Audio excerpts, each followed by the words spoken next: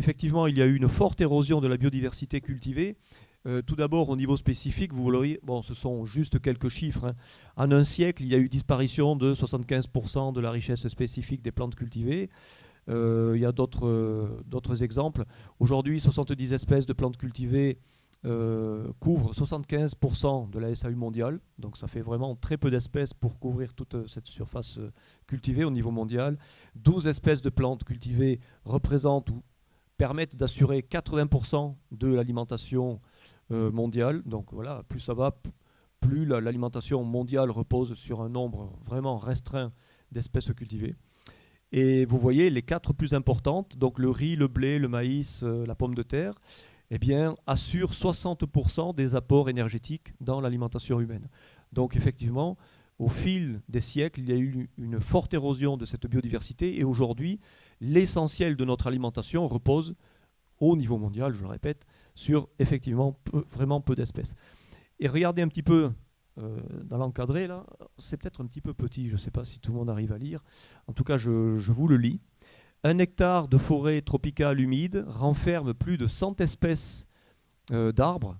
Eh bien, on peut comparer ça, cette richesse-là, à ce que l'on trouve dans un champ agroforestier traditionnel en zone tropicale. Donc c'est un jardin créole, hein. C'est l'agroécologie, la permaculture, mais en zone tropicale. Eh bien, ces systèmes de production renferment la même richesse spécifique. Transposer en tout cas cette notion à ce que l'on connaît aujourd'hui dans les agroécosystèmes intensifs, effectivement, là on constate qu'il y a eu une forte érosion de la biodiversité cultivée dans les systèmes industriels. Maintenant au niveau infraspécifique, donc en regardant la diversité variétale, et en fait c'est ce dont il a été question, je pense, hier. Au niveau infraspécifique, aux USA par exemple, 3 variétés de haricots couvrent plus de 70% de la sole, c'est-à-dire la sole, c'est la surface cultivée en une espèce particulière. Voilà, 3 variétés de haricots sur 70% de la surface consacrée aux haricots. 4 variétés de pommes de terre sur 72% de la sole. Bon, 3 variétés de colza, de coton sur 53% de la sole, voilà, etc.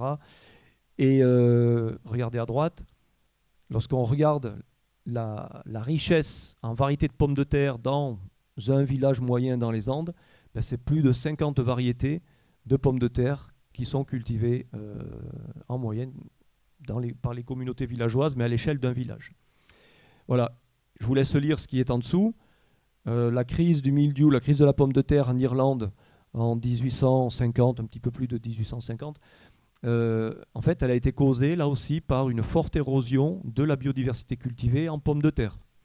Puisque lorsque cette crise s'est déclarée, ils ne cultivaient plus que 3 ou 4, enfin oui, 2, mais il y avait peut-être les 2 majoritaires, c'était 2 variétés sensibles au mildiou, et donc la production s'est effondrée. Il y a eu des millions de morts et d'expatriés. Donc 1 million de morts, 2 millions de réfugiés, 2 millions d'immigrés. Bon, voilà.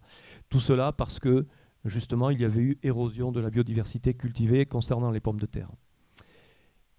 Alors, la composante associée. Donc, la composante associée, je le rappelle, c'est celle qui s'invite dans les champs, à l'insu de l'agriculteur. Parfois c'est pour son malheur, entre guillemets, enfin on vient de le voir, hein, le mildiou sur la pomme de terre en 1850 et quelques, en Irlande, c'était un bioagresseur, c'était une maladie fongique, c'est la biodiversité associée, d'accord, celle qui s'invite mais qui est plutôt non désirée.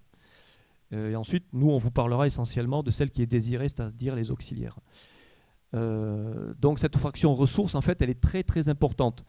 Vous voyez qu'il y a à peu près 200 000 espèces d'insectes utiles dans le monde, il y a à peu près 100 000 d'autres organismes utiles. Donc ça fait à peu près 300 000 espèces d'invertébrés qui sont bénéfiques et qui sont là pour apporter des services. Alors on parle aujourd'hui de services écosystémiques, hein, à l'agriculteur. Ça lui permet de réaliser des économies d'intrants. Donc 300 000 environ au niveau mondial. Et il faut comparer ça à la fraction négative de cette biodiversité associée. Ben, la fraction négative, donc destructrice, c'est à peu près entre 60 et 70 000 au niveau mondial. Donc vous voyez, lorsque on considère les espaces non cultivés parce que l'essentiel de ces espèces-là, hein, de la fraction associée, biodiversité associée, que ce soit positif ou négatif, elle existe en grande partie dans les zones non cultivées, les bords de champs, les haies, etc. On vous en reparlera tout à l'heure. Eh bien, contrairement à ce que beaucoup d'agriculteurs croient, ces zones non cultivées, ces bords de champs, les friches, les fossés, ne sont pas des nids à vermine. On en reparlera peut-être. Ce sont vraiment, globalement, des refuges d'espèces utiles, très utiles, et qui parfois rentrent dans les champs, globalement, davantage pour rendre service à l'agriculteur que pour lui causer du tort. Voilà. En règle générale. Pardon. Ensuite, dernière fraction, la biodiversité sauvage. Donc, c'est pas celle qui rend service directement à l'agriculture. À peu près donc 99% du tout. Et en Europe, on estime que 75% des espèces que l'on rencontre en Europe sont capables de vivre dans les agroécosystèmes. Et là, on perçoit la grande responsabilité qui est celle de l'agriculture en termes de préservation de la biodiversité. Vous savez, hein, la biodiversité est en train de s'effondrer au niveau mondial. On est en train de vivre la 6e extinction massive. Les 5 précédentes se sont produites dans des ères géologiques passées. Et cette 6e-là, c'est la seule, évidemment, c'est la première fois hein, qu'elle est causée par une autre espèce vivante. Cette autre espèce vivante, c'est l'homme. Et elle se produit à un rythme qui est des centaines, voire des milliers de fois plus rapide que la vitesse moyenne de disparition des espèces durant les 5 extinctions précédentes. D'accord ? Durant les 5 périodes d'extinction précédentes, on a calculé que le rythme moyen de disparition des espèces, c'était de 0,15 espèces par siècle, hein, sur les 5 périodes passées. Et aujourd'hui, on en est entre 50 et 100 espèces par jour. Alors ça a l'air complètement fou, hein, mais en fait, voilà, il y a plusieurs calculs qui ont été faits et les spécialistes arrivent à cette conclusion-là. Il faut que j'avance, c'est ça? Je traîne trop. Bon, donc j'écoute ma femme, j'avance. Allez, on rentre dans le vif du sujet. Donc les alliés, on parle maintenant de la biodiversité associée positive. Les auxiliaires. On vous parlera de faune et de flore du sol, les vers de terre, les champignons, les bactéries, et ensuite de certains auxiliaires aériens. D'abord les pollinisateurs, puisque c'est ce qui a été annoncé essentiellement pour le titre de la conférence, là. Mais on vous parlera aussi d'auxiliaires qui sont des prédateurs, des parasitoïdes et des parasites de ravageurs des cultures. Alors commençons, mais vraiment très rapidement, par la faune et la flore du sol. Les principaux représentants, ceux que tout le monde connaît, qui donc parlent à tout le monde, ce sont les vers de terre. Alors Darwin avait été le premier à reconnaître l'importance vraiment primordiale, l'importance écologique de ces organismes-là. Et en fait, vous avez tous entendu parler, je pense maintenant, de l'agriculture de conservation. Ceux qui n'en ont pas encore entendu parler, je vais le dire très rapidement et très simplement, c'est une agriculture qui consiste à implanter des cultures en semi-direct, sans travailler le sol. Bon, il faut respecter 2 autres principes, hein, qui sont l'allongement de la rotation, c'est-à-dire qu'une même culture ne doit pas revenir au même endroit sur le même champ avant 4, 5, 6 ans de préférence.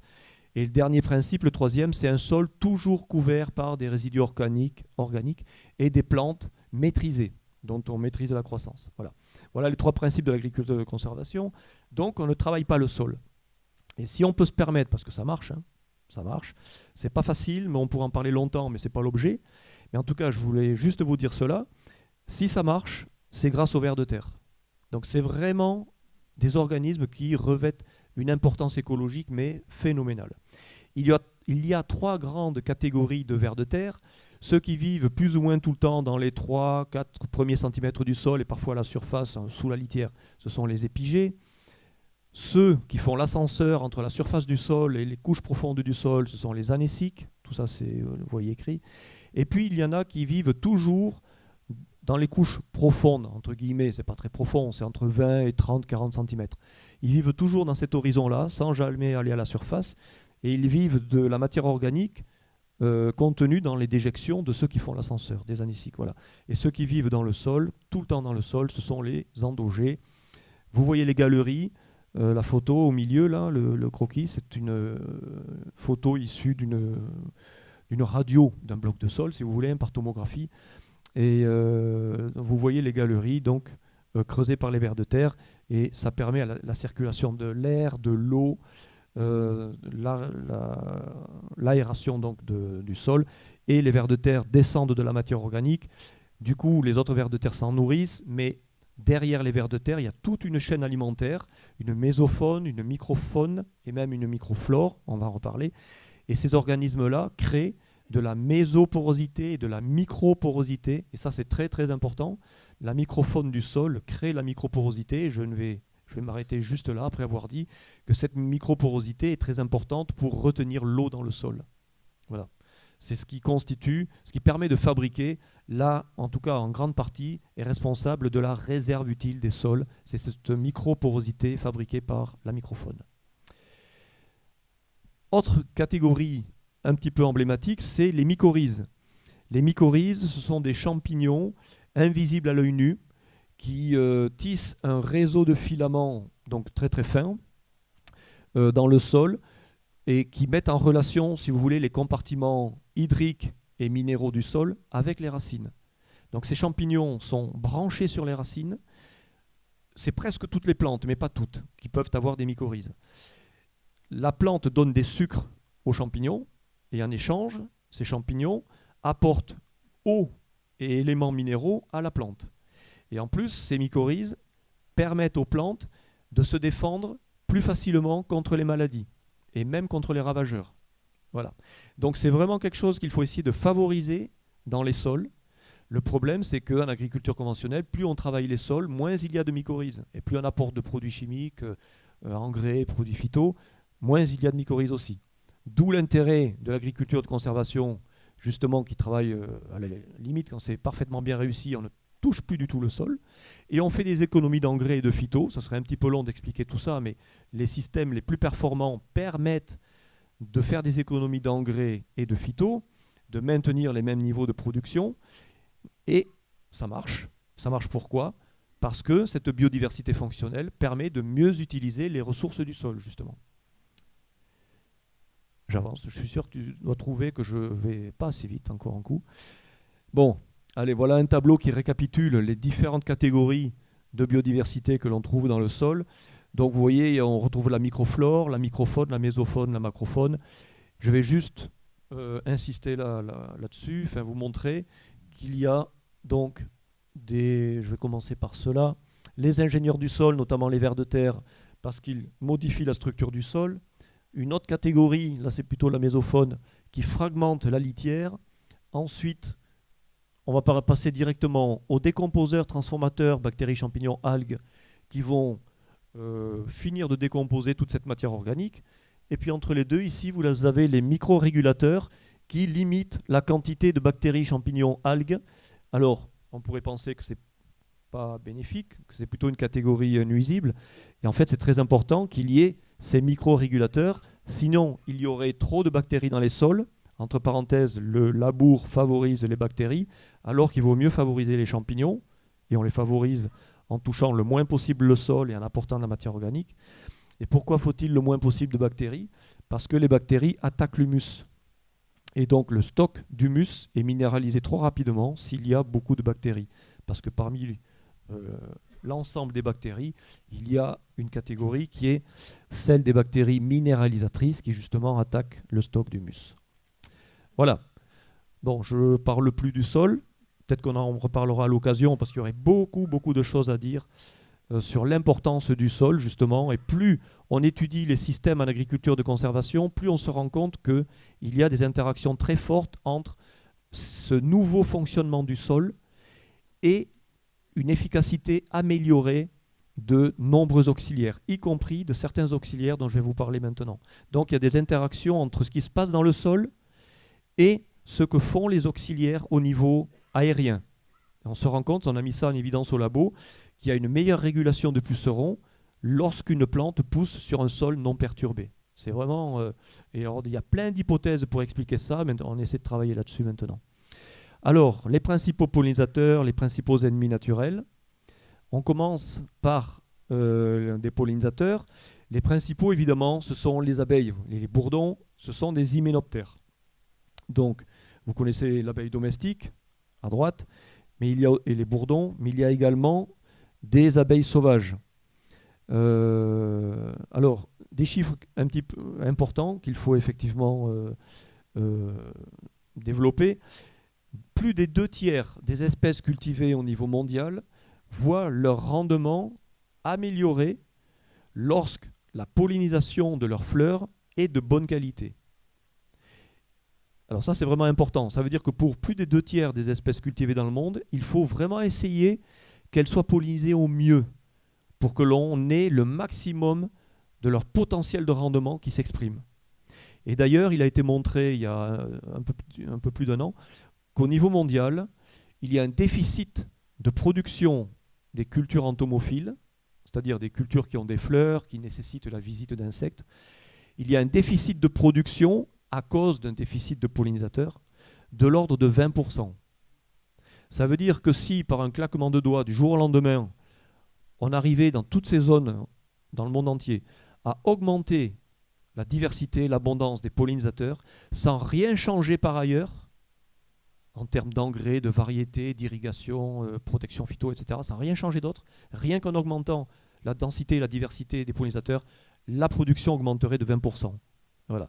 Donc aujourd'hui, il y a vraiment un gros problème d'érosion de la biodiversité côté pollinisateur. Et on le paye en termes de baisse de production. Voilà. Bon, je continue. Voilà les bourdons, on en a parlé. Les bourdons, grosso modo, ce sont des abeilles. Hein. Ce sont des grosses abeilles, si vous voulez. Hein. Abeilles et bourdons, ça fait partie du même groupe des hyménoptères. On les appelle les apoïdes, apoïdes ou apiformes. Voilà.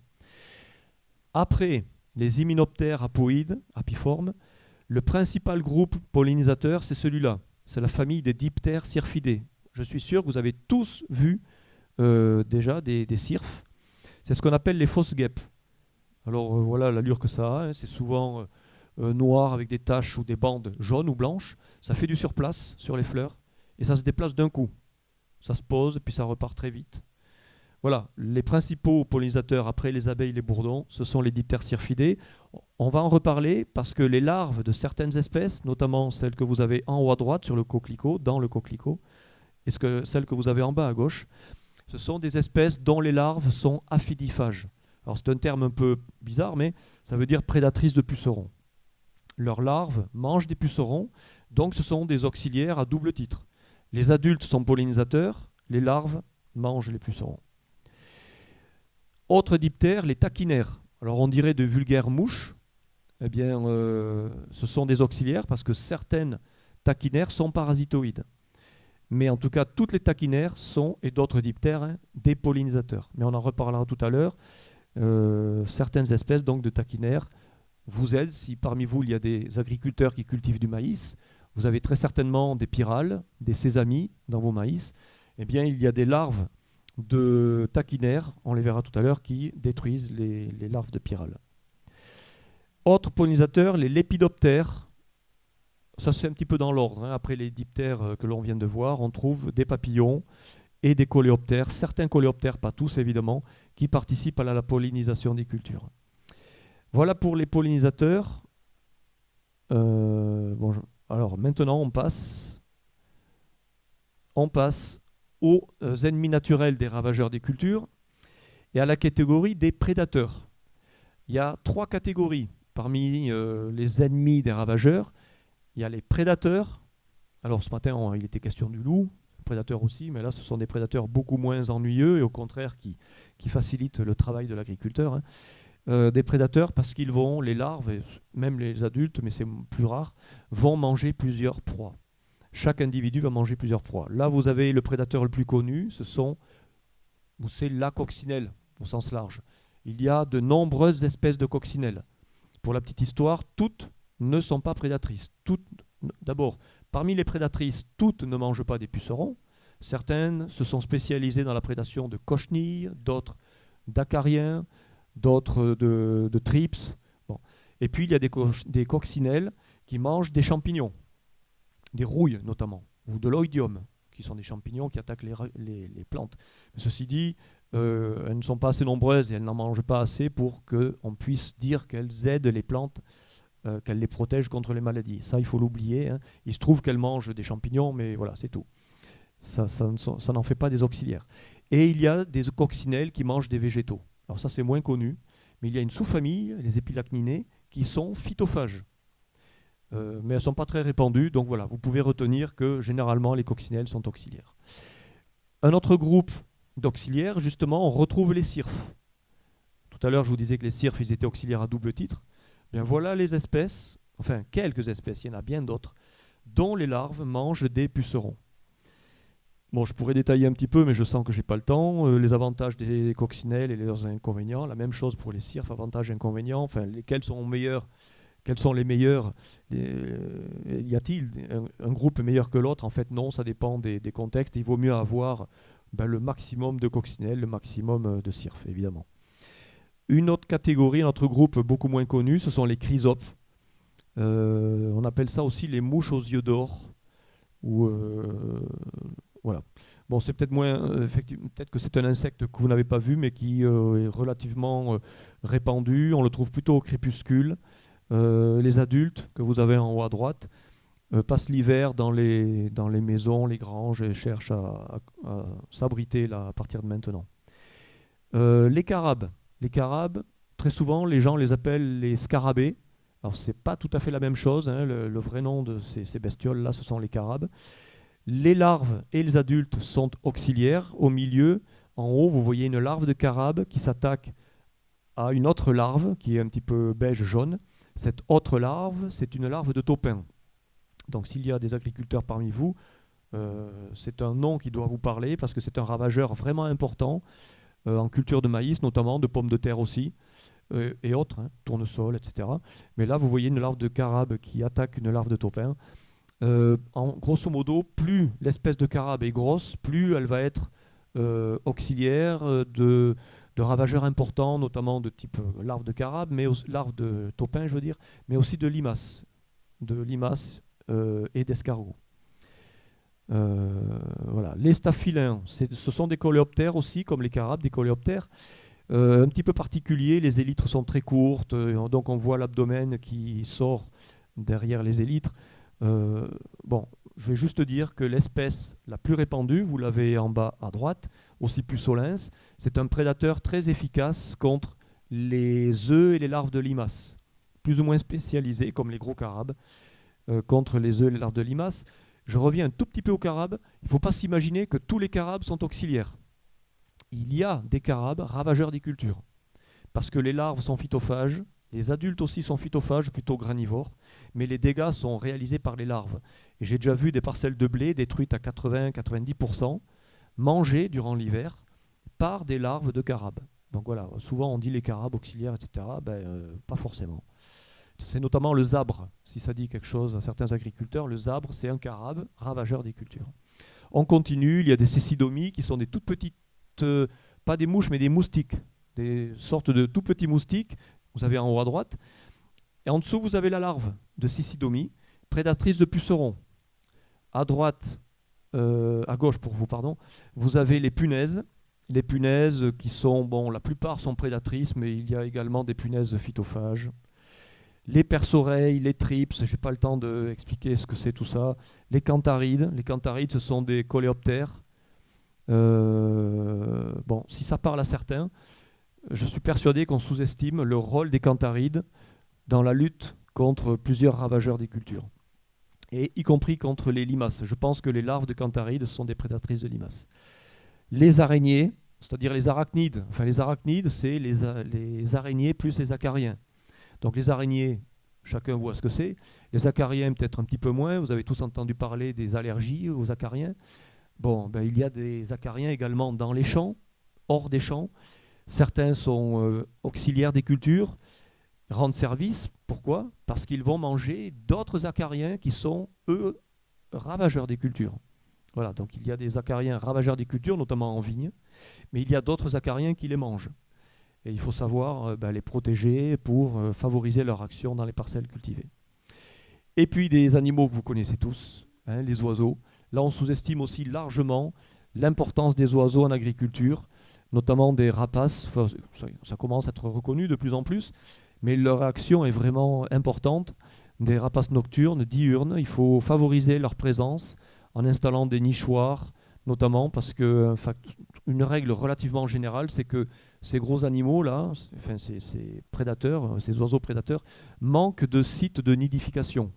Ils auraient de quoi se nourrir dans les champs, mais très souvent, avec les vieilles granges qui disparaissent, qui sont soit démolies, démontées, enfin on les fait disparaître lorsqu'elles sont vraiment trop en mauvais état et qu'elles gênent au milieu d'un champ, ou alors elles sont rénovées pour devenir des maisons d'habitation, des maisons secondaires.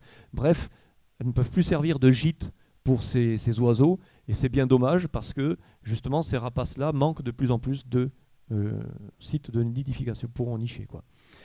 Mésanges, chardonnerets, les mésanges aussi, il a été montré dans plusieurs pays d'Europe de l'Est, en Angleterre, que lorsqu'on en favorise l'installation d'une population suffisante de mésanges dans un verger, grâce à l'installation de nichoirs, eh bien on favorise la lutte contre un ravageur important en verger de pommiers, qui est le carpocaps, enfin pommier, poirier. Et vous avez tous mangé des noix avec un ver à l'intérieur, c'est la même bestiole, c'est le carpocaps aussi. C'est la même bête qui attaque les pommiers et les noix. C'est bizarre, mais dans les pommes, il va dans une pomme pour manger le pépin. Ce n'est pas la pulpe qui intéresse la chenille. Quand vous trouvez un ver dans une pomme, ce n'est pas la pulpe qui intéresse ce ver-là, ce sont les pépins. Et voilà pourquoi c'est le même qui attaque les noix. Et les mésanges, ce sont des organismes très utiles pour lutter contre les carpocaps. Les chauves-souris aussi, d'ailleurs.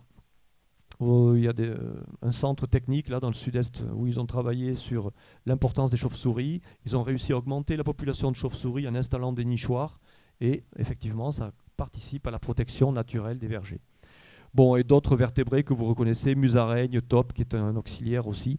L'embêtant, c'est que les taupinières sont un petit peu justement embêtantes dans les cultures, mais lorsqu'un réseau de galeries de taupes est bien installé dans une parcelle, les nouvelles taupinières sont très rares. Donc si on arrive à ne pas les détruire, justement encore un intérêt en agriculture de conservation, au début on voit les taupinières, puis on étale les taupinières, et le réseau de galeries reste en dessous, ben la taupe elle vit sa vie en dessous, et elle rend service parce que certes elle mange quelques vers de terre, mais elle mange des larves de taupin, des vers blancs, c'est-à-dire des larves de hannetons, et autres ravageurs du sol.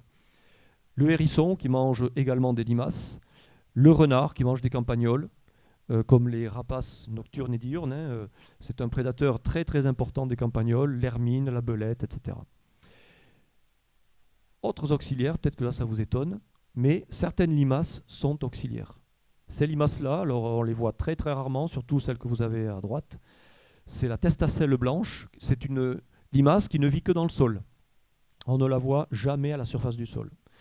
Et à l'extrémité du corps, elle a une coquille vestigiale. Donc c'est une limace qui est en train d'évoluer vers la perte totale de sa coquille, mais il reste encore une trace de cette coquille au bout, une petite plaque dure.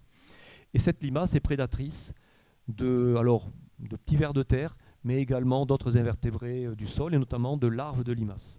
À droite, à votre gauche, vous avez une autre limace, la léopard, qui est prédatrice, elle est carnivore. Donc ces deux espèces de limaces sont carnivores. Elles ne font pas de dégâts dans les cultures, aux plantes, quoi.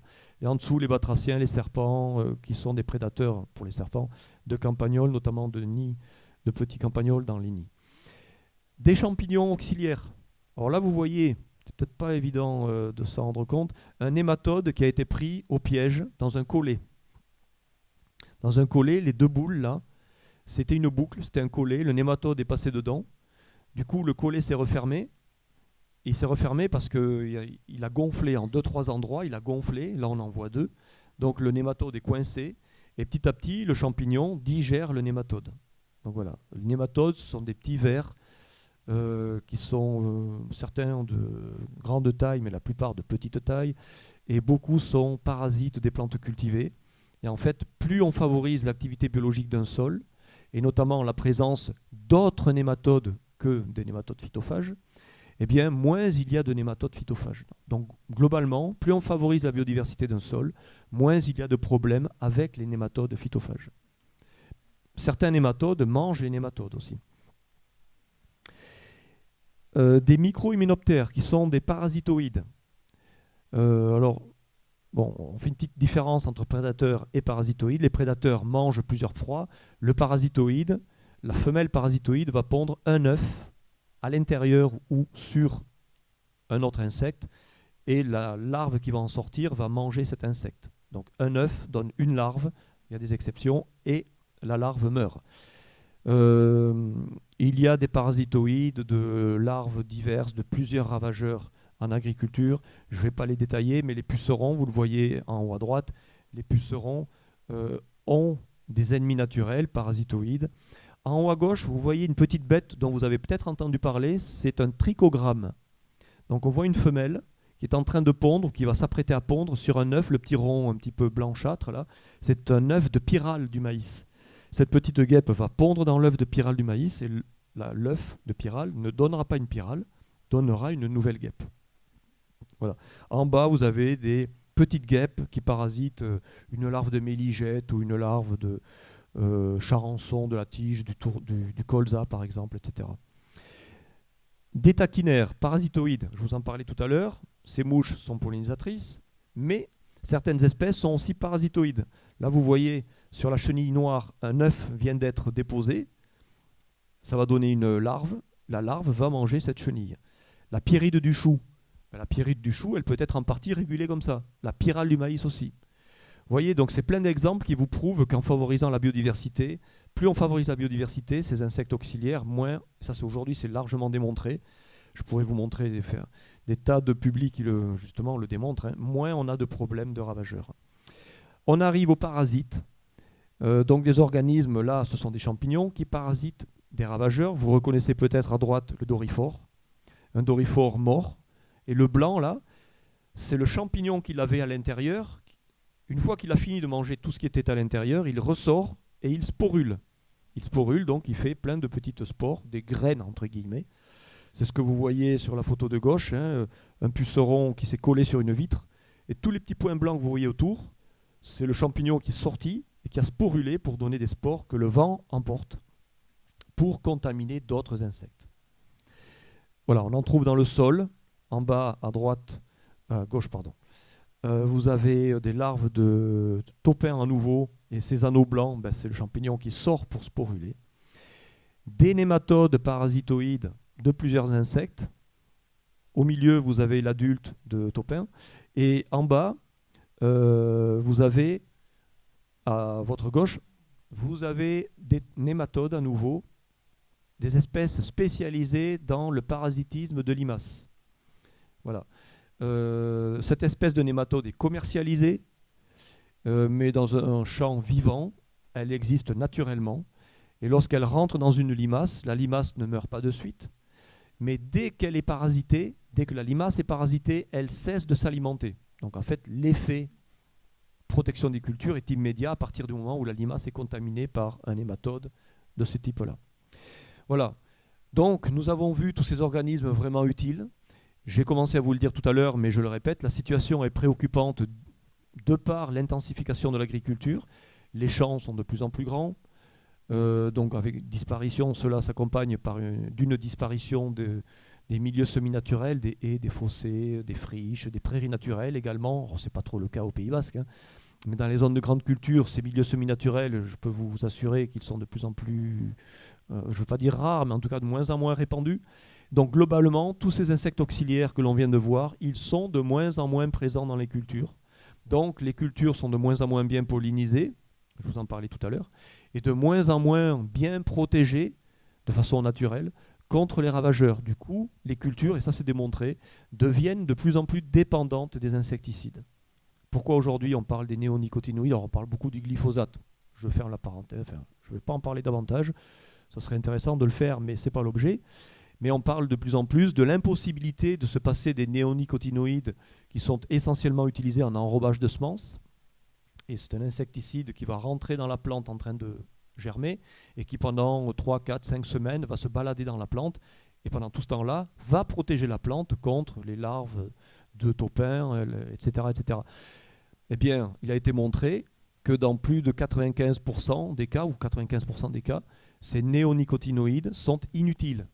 Lorsqu'on pratique une agriculture intelligente en termes de rotation allongée, diversifiée, avec un sol vivant, ces néonicotinoïdes sont inutiles.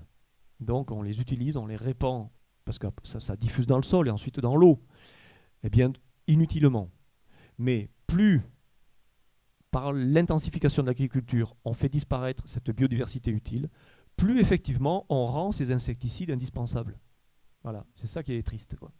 Mais il y a moyen de les rendre quasi, quasi totalement inutiles, les insecticides. Et ça, aujourd'hui, j'en suis de plus en plus convaincu. C'est à toi, je pense. Voilà.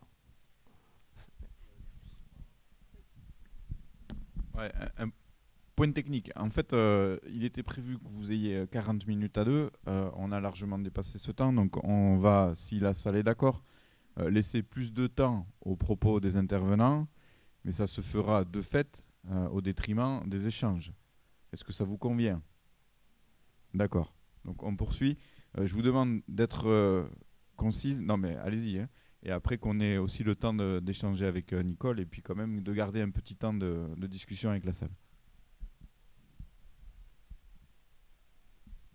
Merci. Alors, je vais essayer d'être rapide. Donc, ce qu'on va voir là maintenant, ce sont tout ce qui est pratiques agricoles qui sont favorables au développement de tous ces auxiliaires. Et en parlant de ce qu'on appelle la lutte biologique par conservation, c'est en fait non pas d'agir directement sur les auxiliaires, mais d'agir sur tous les facteurs qui vont leur être favorables. Donc, notamment les habitats, etc., la nourriture. Donc, on peut agir à 3 niveaux d'organisation du paysage. Au niveau de la parcelle de culture, et c'est vraiment quelque chose qui est essentiel pour les auxiliaires, d'agir au niveau de la parcelle.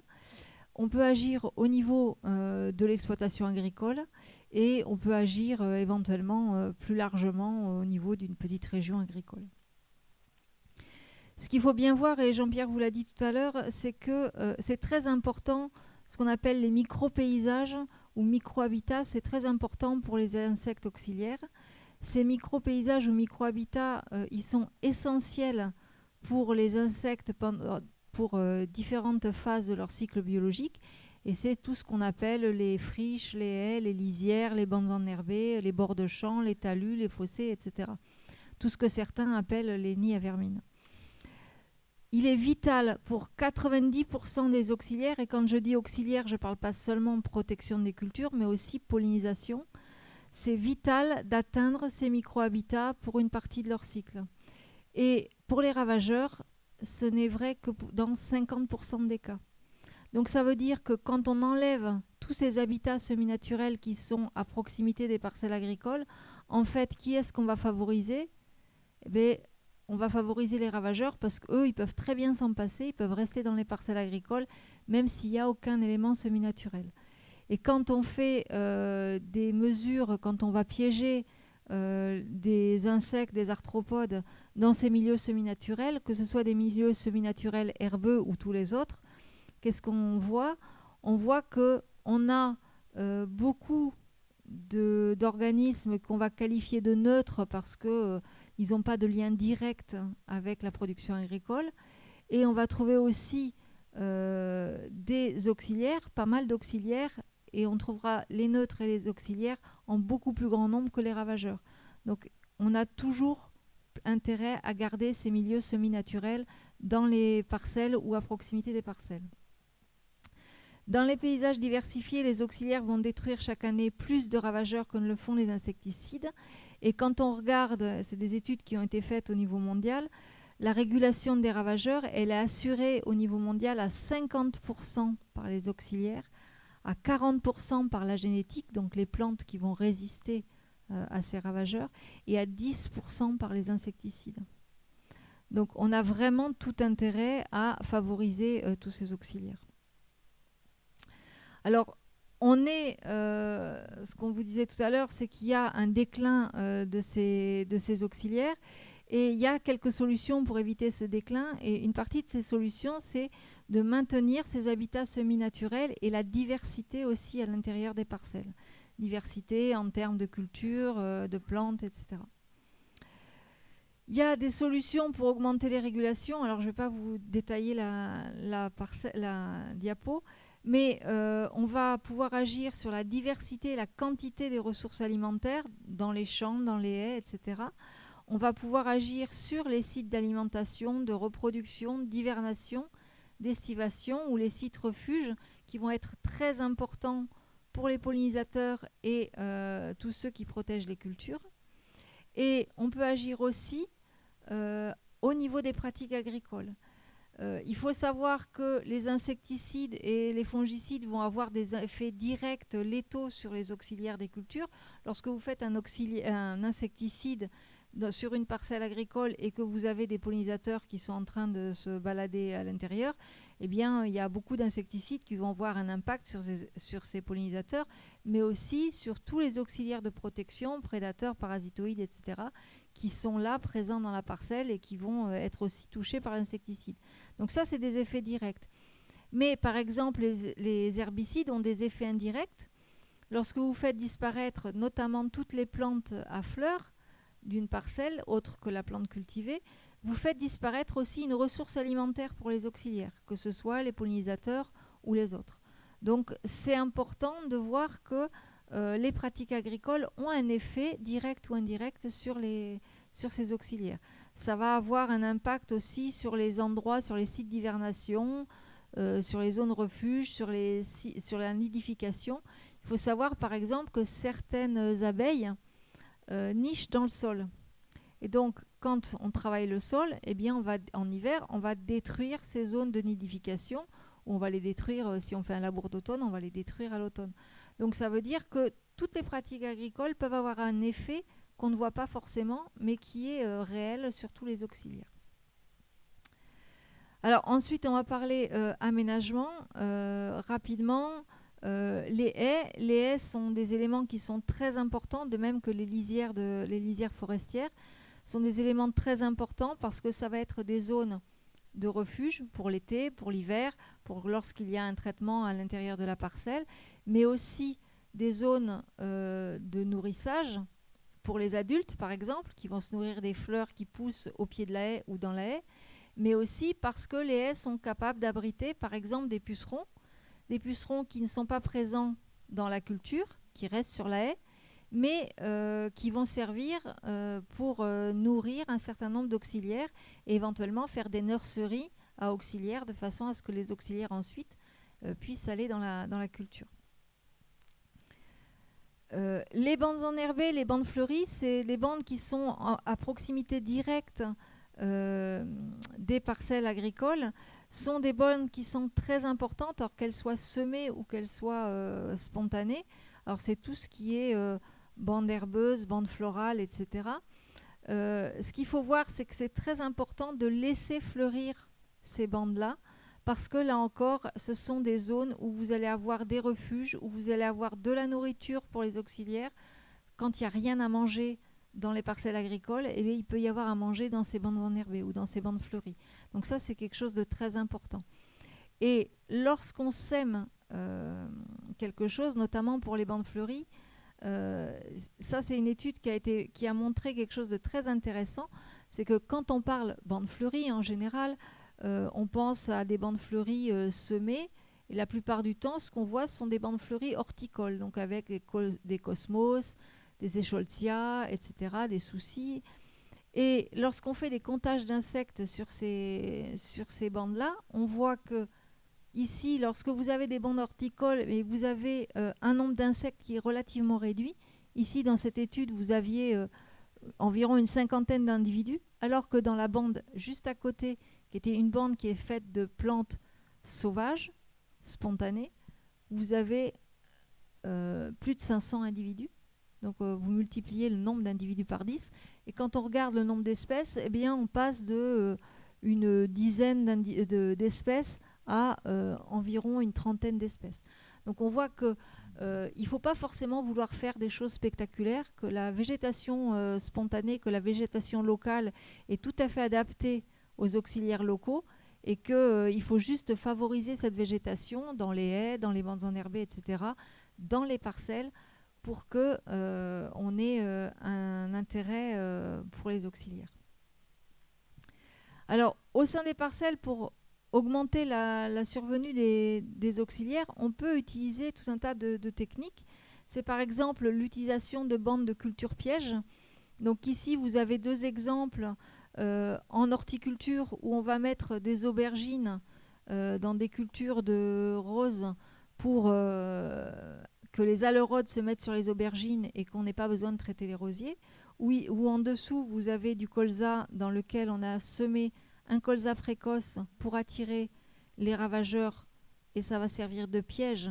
Les ravageurs vont se focaliser sur le colza précoce et n'iront pas sur l'autre. Il y a des exemples aux États-Unis où, pour lutter contre le virus Y de la pomme de terre, ils ont utilisé du blé ou du soja ou du sorgho pour piéger les pucerons qui vont préférentiellement par rapport à la pomme de terre sur ces plantes-là, pour les empêcher de transmettre le virus Y à la pomme de terre. Donc vous voyez, il y a plein de choses qu'on peut faire. On peut faire aussi ce qu'on appelle les cultures intercalées. Alors ça se pratique surtout en maraîchage. C'est la photo en haut à droite. Vous avez des alignements de choux, de carottes, de poireaux, etc., où on intercale les cultures. Et en fait, on a un mélange d'odeurs, notamment, qui vont perturber un petit peu les ravageurs et qui vont les empêcher de trouver leurs plantes hôtes. Alors ça peut être pratiqué à plus grande échelle. Cette photo ici, où vous avez des légumineuses, du maïs, des céréales à paille, c'est aux États-Unis. Vous avez des cultures en bandes, en fait, et vous avez des mélanges de ces bandes-là. Et le dernier exemple, c'est un essai qui avait été fait, c'est à l'INRA à Toulouse, du tournesol et du pois chiche en association comme ça, en bande. Pois chiche. Pour ce jeu ? Non, pois chiche. Alors, il y a d'autres types d'aménagements au sein de la parcelle. C'est l'agroforesterie, par exemple. Alors, l'agroforesterie moderne avec des lignes d'arbres comme ça au milieu des parcelles, ou de l'agroforesterie plus traditionnelle de type pré-verger, entre guillemets, ou culture verger, puisqu'ici, vous avez par exemple des maïs avec des noyers bois, où on a donc la culture qui est faite sous les arbres. Ça amène à chaque fois, on voit que ces genres de choses amènent plus d'auxiliaires à l'intérieur des parcelles. On voit que les auxiliaires pénètrent plus facilement à l'intérieur des parcelles, donc pour venir contrôler un petit peu tous les ravageurs qui peuvent venir. Alors après, on a tout ce qui est plantes de compagne. Donc ici, vous avez, par exemple, ça c'est pratiqué en colza. Ici, vous avez des associations colza légumineuse, donc où on a en fait une légumineuse qui est semée dans le colza, dans un premier temps pour occuper l'espace avant que le colza s'étale. Et ensuite, ça a été fait dans cette optique-là au départ, avec une optique aussi d'amener de l'azote au colza, puisqu'on associait une légumineuse. Et puis en fait, les agriculteurs qui ont mis en place ces choses-là se sont rendus compte qu'ils avaient de moins en moins de problèmes de ravageurs. Et en fait, on s'aperçoit qu'avec des plantes différentes en mélange à l'intérieur de la parcelle, eh bien, il y a des phénomènes qui se passent et où on a les ravageurs qui viennent moins ou qui sont mieux contrôlés par un certain nombre d'auxiliaires. Et alors, il y a quelques études qui ont montré des choses assez étonnantes et je ne résiste pas à l'idée de vous faire part de ça parce que je vais vous parler d'une plante qu'en général les agriculteurs n'aimaient vraiment pas du tout. C'est les chardons. Et c'est des Suédois qui ont montré que avoir des chardons dans une parcelle d'orge, eh bien, les pucerons arrivaient moins sur l'orge. Il y avait donc beaucoup moins de problèmes liés aux pucerons sur l'orge parce qu'il y avait des chardons, parce que les chardons, l'odeur des chardons en fait perturbe l'odeur de l'orge et modifie même l'odeur de l'orge. C'est-à-dire que des chardons dans une parcelle d'orge, quand on analyse ensuite l'odeur de l'orge qui était dans la parcelle où il y avait des chardons et l'odeur de l'orge qui était dans une parcelle où il n'y avait pas de chardon, c'est pas la même odeur. Et du coup, les pucerons qui sont habitués à l'odeur de l'orge viennent sur l'orge dans un cas et ne viennent pas dans la parcelle où il y a les chardons. Donc vous voyez que toutes les plantes peuvent avoir un certain intérêt, même si certaines, on ne voit pas trop leur intérêt. Alors il y a des choses comme ça, par exemple, il y a ensuite tout ce qui est plantes de couverture, et notamment plantes de couverture en verger. où le fait de mettre des plantes en interrang dans les parcelles peut avoir un intérêt. Alors en interrang dans des parcelles, dans des vergers, ou en interculture en grande culture, ça va avoir aussi des intérêts pour augmenter les populations d'auxiliaires, soit parce qu'il y a un ravageur spécialisé sur la plante de couverture, soit parce qu'il y a des fleurs qui vont servir à nourrir tout ce qui est auxiliaire. En ce qui concerne les pratiques culturales, on peut aussi modifier les pratiques culturales. Alors il y a par exemple les semis. Les dates de semis sont très importantes par rapport à la gestion des ravageurs, mais aussi par rapport à la gestion des auxiliaires. Le fait qu'il y ait des légumineuses dans des parcelles, c'est aussi un intérêt très important parce que c'est très attractif pour les auxiliaires. Ça fournit des fleurs, ça fournit du pollen, du nectar et c'est très important pour les auxiliaires. La taille de la parcelle va avoir un impact. En fait, certains auxiliaires, notamment les auxiliaires qui vivent au niveau du sol, qui se déplacent à pattes, ils n'ont pas des grandes pattes, donc ils ne peuvent pas faire des grandes distances. Alors là, je parle en sol travaillé. On estime que, par exemple, les carabes ne font pas plus de 75 mètres aller, 75 mètres retour à l'intérieur d'une parcelle. Donc, la taille des parcelles n'est pas forcément la chose la plus importante, mais le fait d'avoir des parcelles plutôt allongées et pas circulaires ou carrées, c'est aussi quelque chose d'intéressant pour que les auxiliaires viennent jusqu'au centre de la parcelle et ne se contentent pas de tourner sur les bords. Il y a d'autres choses qui sont importantes, qui sont intéressantes, c'est les cultures associées. Alors notamment tout ce qu'on appelle les métailles, les mélanges céréales légumineuses de type vesse avoine, triticale févrole, blé, pois, etc. Ces associations sont très intéressantes aussi bien pour lutter contre les ravageurs. Il y a moins de ravageurs qui viennent dans ces parcelles-là. Pour lutter contre les maladies, les champignons ont du mal à se développer dans ces mélanges-là. Voilà. Et puis quand vous avez des mélanges qui sont très denses, les adventices, les mauvaises herbes ont aussi un peu du mal à pousser. Oui, en moyenne. Parfois, dans certaines conditions, il peut y avoir un petit peu plus de ravageurs. Mais bon.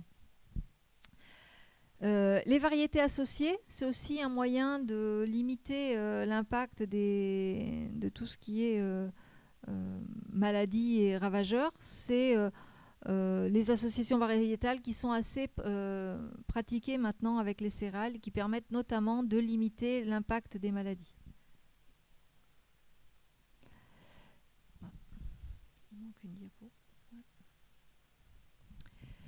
Donc, pour terminer, si on tire le bilan de tout ça, c'est que il faut diversifier pour diversifier, mais autant le faire à bon escient, parce que certaines espèces peuvent favoriser des ravageurs. C'est par exemple le cas du fusain d'Europe ou de la viande boule de neige qui favorise le puceron noir de la fève.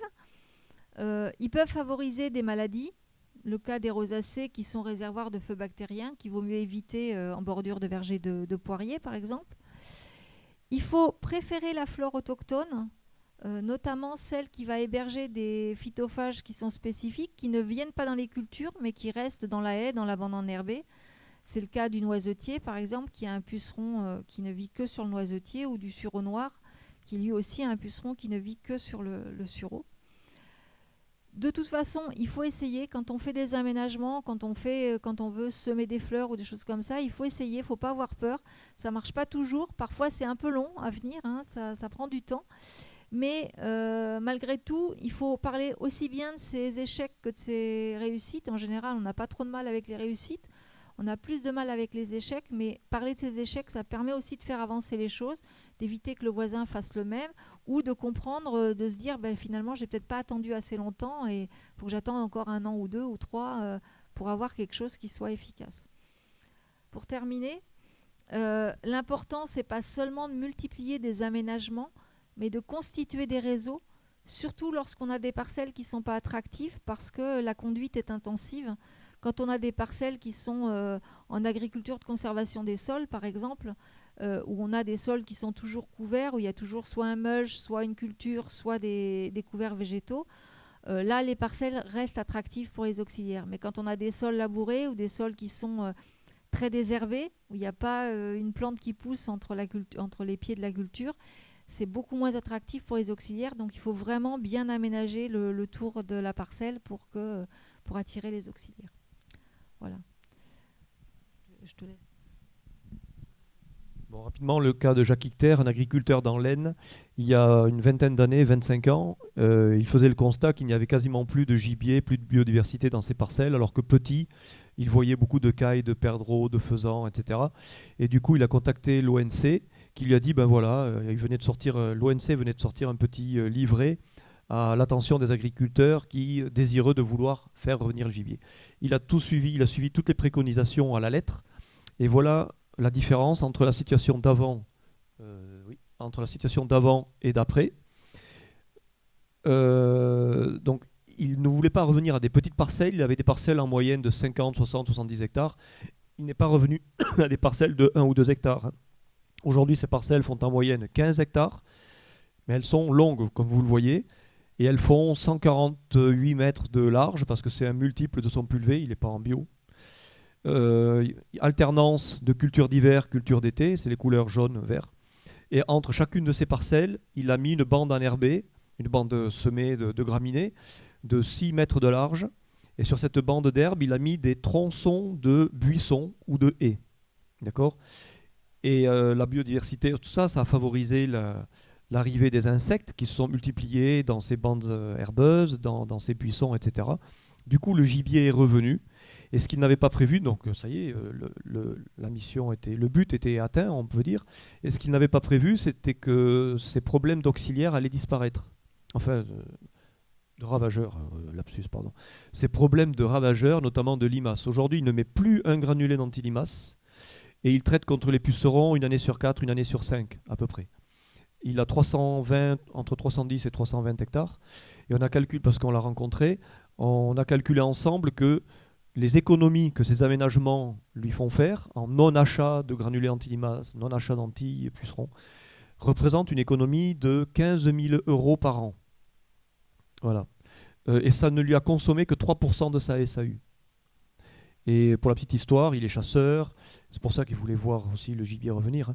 Et en période de chasse, il loue, ou il le vend plutôt, des droits à chasser les week-ends. Alors il y a des chasseurs qui viennent tuer, je sais pas, le gibier. Mais tout ça, c'est régulé de près, c'est surveillé, donc les populations ne sont pas en danger, évidemment. Mais ça lui rapporte à peu près autant. Les ventes de droits de chasse, chez lui, ça lui rapporte à peu près autant. Donc ça vaut le coup de consacrer 3% à la biodiversité. Là, vous voyez 2 types de biodiversité, et il est largement gagnant. Et juste une dernière, il n'y a pas de diapo là-dessus. Les Anglais ont démontré, sur une ferme de 900 hectares, ils se sont rendus compte que les rendements plafonnaient, et les bouts de champs sur lesquels il y avait la culture, mais ils faisaient les demi-tours avec les tracteurs, on appelle ça les tournières, on fait les demi-tours en bout de champ. Les cultures étaient toujours très très moches. Et puis ils avaient fait le constat que tout ça, ça manquait d'auxiliaires. Ils se sont dit, allez, ces bouts de champ, on fera toujours demi-tour dessus, mais on va les laisser en zone refuge. On va plus travailler la terre, on va semer des plantes sauvages, on va laisser la végétation naturelle revenir, et on fera demi-tour sur ces zones qui ne seront plus cultivées, qui seront des zones refuges. Et bien au bout de quelques années, pas très longtemps après, 4-5 ans après, ils se sont rendus compte que certes la surface cultivée avait rétréci de 7%, puisqu'il y avait les boues en moins, mais les rendements avaient augmenté, parce que les pollinisateurs étaient revenus, les auxiliaires ennemis naturels de ravageurs étaient revenus, et les rendements avaient tellement augmenté que la production globale, bien qu'ayant perdu 7 ou 8% de la SAU, la production globale était supérieure à ce qu'il produisait avant, donc en tonnes totales, quoi. Voilà. Donc franchement, ça vaut le coup d'utiliser un petit peu, de recourir le plus possible à la biodiversité. Merci de votre attention.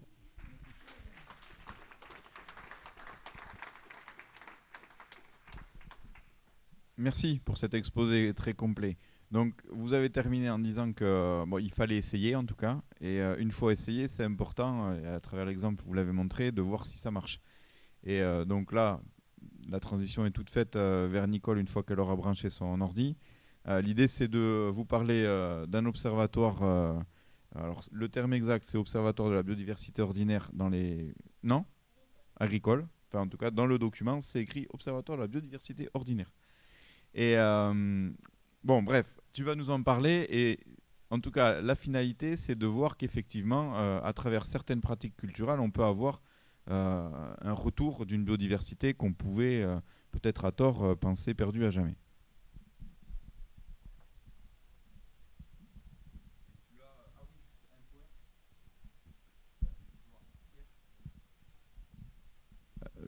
On peut prendre un peu plus de temps. Donc on va se prendre 10 minutes, un quart d'heure pour l'intervention de Nicole. Et après, on se prendra 20 minutes d'échange, donc ce qui nous permettra d'aller un peu au-delà du timing qu'on s'était fixé au départ.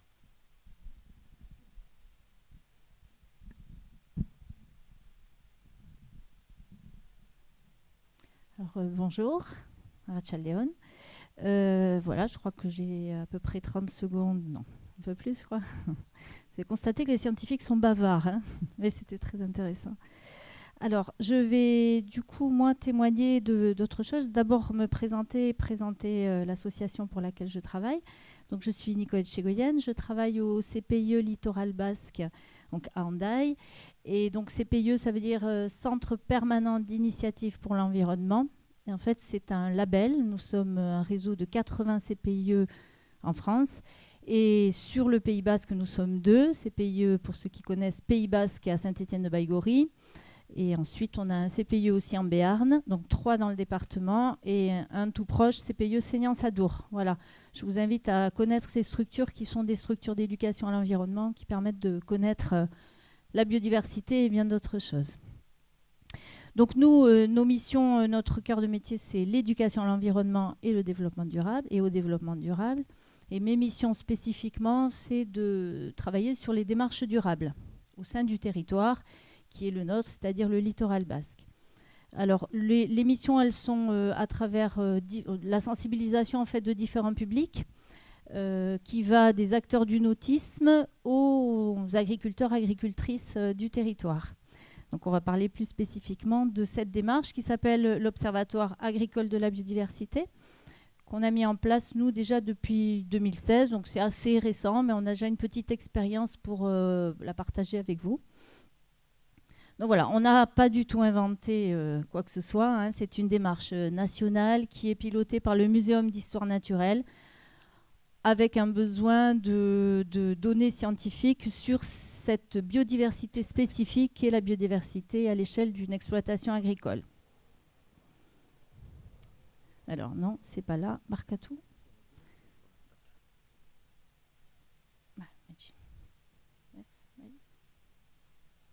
Désolée. Non, on ne veut pas.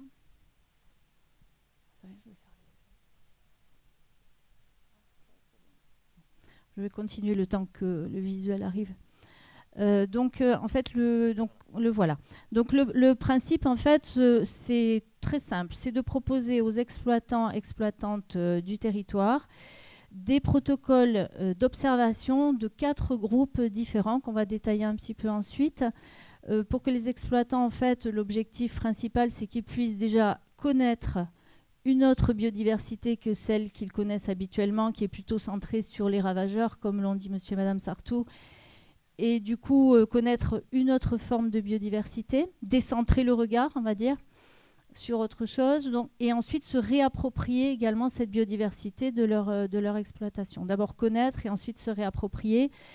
On a, nous, des objectifs indirects qui sont, en tant que sensibilisateurs et éducateurs à l'environnement, c'est de rapprocher notre monde environnementaliste du monde agricole, puisque parfois, vous le savez, c'est un peu mis dans différentes boîtes et il n'y a pas de rapprochement. Donc indirectement, nous, notre objectif de CPI, au CPIE Littoral Basque était de rapprocher ces mondes-là pour qu'ils discutent, notamment sur la corniche basque où on a quand même une difficulté à approcher l'agriculture pour les agriculteurs et agricultrices pour différentes raisons, que je ne vais pas détailler ici, mais on peut en parler.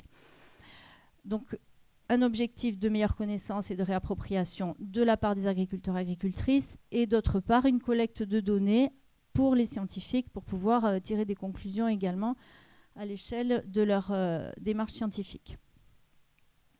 Non, je ne vais pas y arriver, parce que c'est ça. C'est la flèche là. Alors, donc, on développe 4 protocoles. Alors, protocole, c'est un bien grand mot, mais qui veut quand même dire des choses très particulières. C'est que chaque exploitante va appliquer une méthode. Protocole, ça veut dire méthode. Une méthode qui va être la même pour tout le monde pour que les résultats soient comparables. Voilà, c'est ce qu'on appelle un protocole scientifique. Donc, 4 groupes différents. Les abeilles solitaires dont vous ont parlé monsieur et madame Sartou.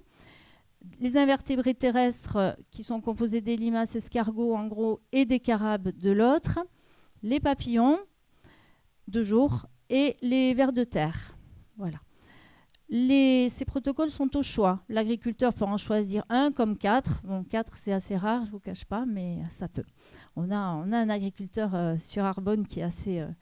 peut-être là d'ailleurs, qui pourrait témoigner. Donc ensuite, donc, le but, c'est d'avoir des groupes qui sont des bio-indicateurs, c'est-à-dire qui disent quelque chose. Bon, les vers de terre, c'est facile, hein, sur la qualité du sol, comme l'a dit M. Sartou. Ce sont des protocoles qui sont adaptés au public agricole, c'est-à-dire à un public qui n'est pas connaisseur de la biodiversité et de l'identification d'espèces. On va généralement pas jusqu'à l'espèce dans l'observation, qui peut être trop compliqué, sauf pour les papillons, parfois on peut aller jusqu'à l'espèce. Donc simple, peu coûteux et rapide. Voilà, pour pouvoir s'adapter aussi aux contraintes des agriculteurs agricultrices qui n'ont pas que ça à faire que de compter des papillons ou des vers de terre.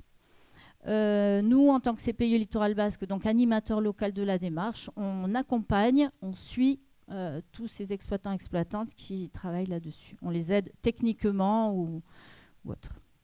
Non, décidément, je vais absolument... Voilà. Alors, je vais aller assez vite pour ne pas trop prendre de temps, mais sachez que donc, un des premiers protocoles, très simple, c'est un protocole visuel, c'est-à-dire qu'on travaille sur les abeilles solitaires ou abeilles sauvages à distinguer des abeilles domestiques. Et donc, on place...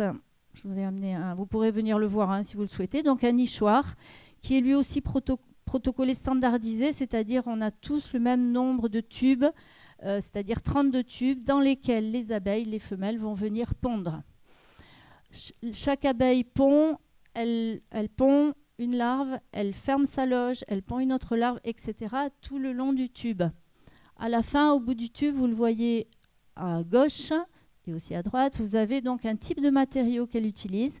Et en fonction du type de matériau, on saura quelle est la famille. On ne va pas à l'espèce là. Quelle est la famille d'abeilles solitaires qui a pendu. Donc vous voyez que vous avez par exemple les osmies qui peuvent être qui peuvent travailler de la boue, la terre, d'autres qui travaillent des morceaux de feuilles, d'autres des pétales, c'est assez joli d'ailleurs, pétales de rose souvent, de la résine, etc. Donc ça donne des indications. L'agriculteur, l'agricultrice, il voit ça, il compte nombre de loges boue, nombre de loges coton, etc. Sur une feuille, c'est très rapide. Une fois par mois, 10 minutes environ. Ce qui est standardisé, c'est aussi la distance entre les deux nichoirs que vous avez au centre, là, et la hauteur. Voilà. Ça, on les aide, nous, en tant qu'animateurs, à poser les nichoirs. Voilà. Donc, les abeilles solitaires. Ensuite, un autre protocole au choix, les invertébrés terrestres, avec d'une part les mollusques et les carabes. Donc là, on place, c'est aussi très simple, on place 3 planches que vous avez là au centre, 3 planches sur la parcelle. Et on relève une fois par mois, entre le mois de mars et le mois de novembre, pendant 15 minutes, on relève chaque plaque, on soulève et on compte tous les animaux qui figurent, les animaux en tout cas qui figurent dans la fiche que vous voyez là. Il n'y a plus besoin de mettre que des croix ou le nombre d'individus trouvés. Pas besoin d'être très très fort en identification, sauf parfois pour certains escargots, ça peut arriver, mais bon, sur les limaces c'est assez simple. Les carabes, bien sûr, on ne va pas jusqu'à l'espèce, ça serait trop compliqué. On compte grand, petit carabe. Vous voyez, on a adapté vraiment le protocole. Ensuite, les papillons, alors c'est le protocole le plus difficile, le moins retenu par les agriculteurs agricultrices, parce qu'il demande un peu plus de connaissances là, et surtout une connaissance, une identification à vue, en marchant, pendant 15 minutes. On imagine qu'on a une caisse, une boîte autour de soi, vous voyez, c'est identifié en bas là, de 5 mètres, et l'agriculteur fait ce qu'on appelle un transect, c'est-à-dire qu'il marche pendant 15 minutes, et il écrit tous les papillons qu'il voit. Il peu difficile puisqu'il faut identifier tout de suite à vue. Bon, là, on a souvent on propose de l'aide, nous, en tant que CPIE. Voilà pour les papillons. Les vers de terre, ce sont nos stars, parce que là, les agriculteurs et agricultrices veulent tous faire le protocole vers de terre. Pourquoi ? Bien évidemment, vous le savez, puisqu'ils sont des indicateurs de la qualité du sol et souvent, ils veulent mieux connaître. C'est assez intéressant de voir qu'au début, ils restent loin, ils nous laissent faire et puis petit à petit, ils s'approchent et viennent identifier avec nous.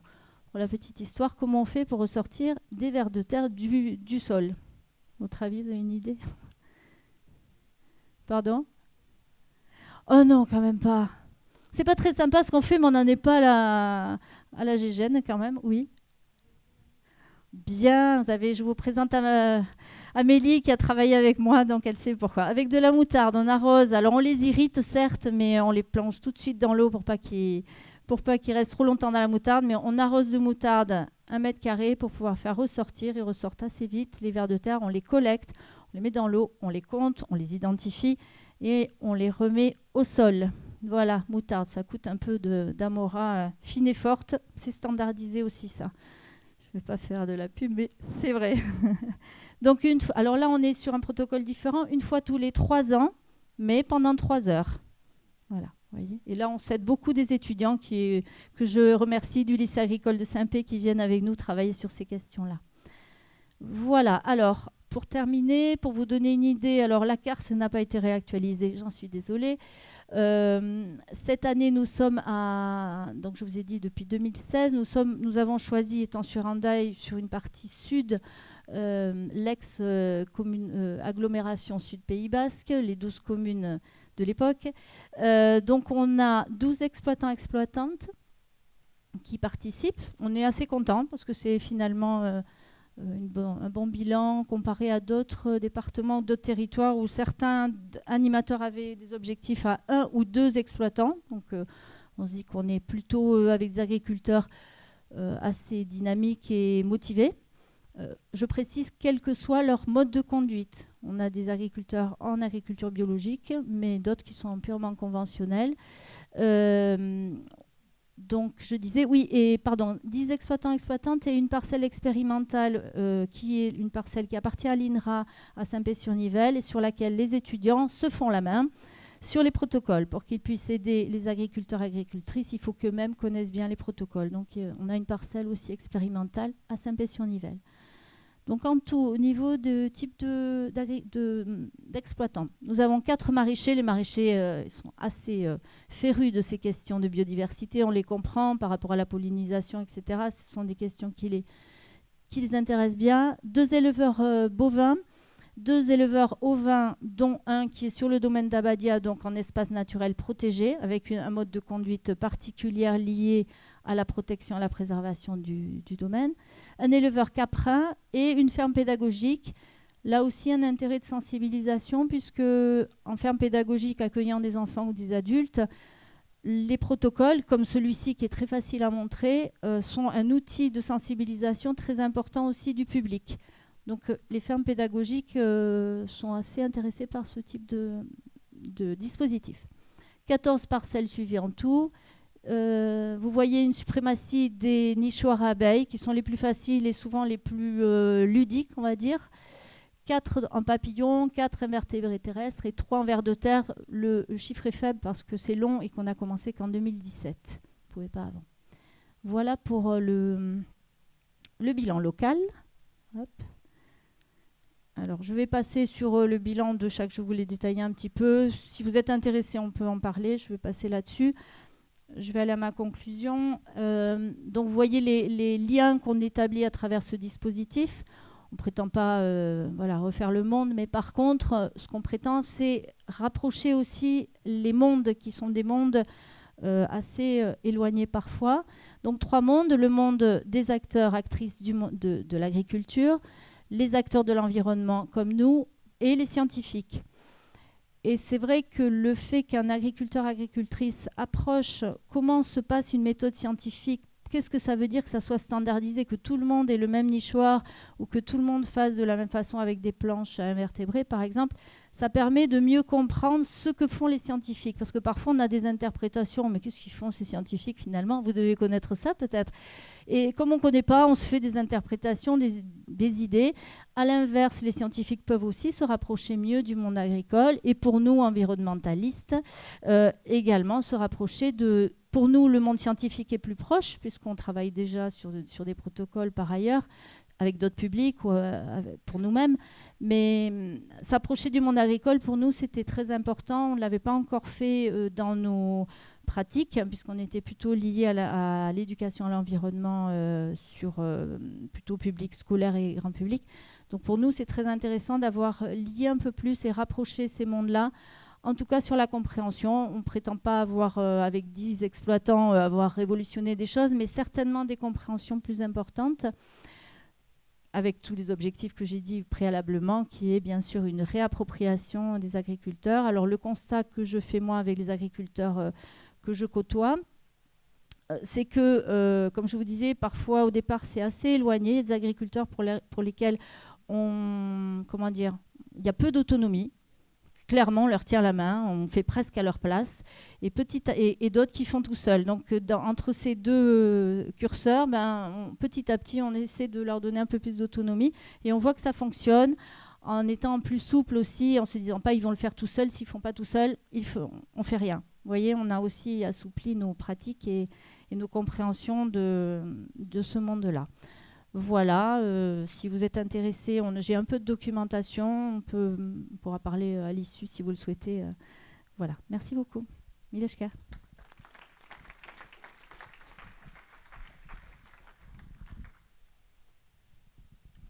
Bon, merci aux 3 intervenants et intervenantes. Si vous avez des questions, des besoins d'approfondir certains sujets ou besoin de se faire clarifier certains points, la parole est à vous. Il y a Iker qui va passer avec un micro.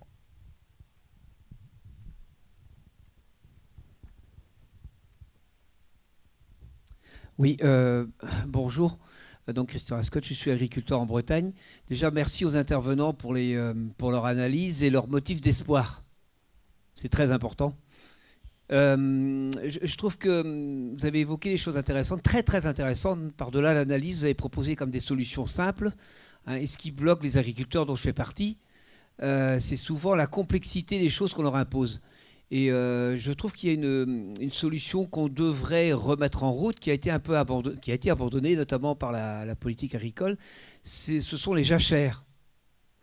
Et au travers de ce que vous avez expliqué et relaté, je trouve que la remise en place obligatoire, je dis bien obligatoire des jachères, permettrait un retour très très facile et très simplifié de la biodiversité.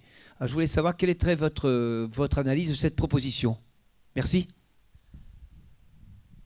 Je suis absolument d'accord avec vous.